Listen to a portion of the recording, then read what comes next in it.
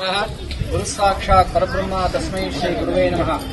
ಇವತ್ತು ಪ್ರಸನ್ನ ಪಾರ್ವತಿ ಅಂಬಿಕಾ ಸಮೇತ ದಿವ್ಯ ಗಂಗಾಧರೇಶ್ವರ ಸ್ವಾಮಿ ದೇವಸ್ಥಾನದಲ್ಲಿ ಇವತ್ತು ವಿಶೇಷವಾಗಿ ನಮ್ಮ ಶಿವರಾಜ್ ಕುಮಾರ್ ಅವರಿಗೆ ಒಳ್ಳೆ ಆರೋಗ್ಯ ಕೊಡಲಿ ಅಂತೇಳಿ ನಮ್ಮ ಶ್ರೀಕಾಂತ್ ಅವ್ರ ಗ್ರೂಪ್ ಎಲ್ಲ ವಿಶೇಷವಾಗಿ ಎಲ್ಲ ಹೆಸರು ಹೇಳಕ್ಕಾಗಲ್ಲ, ಅವ್ರ ಹೆಸರು ಪ್ರಧಾನವಾಗಿ ಹೇಳ್ಬಿಟ್ಟಿದ್ದೀನಿ.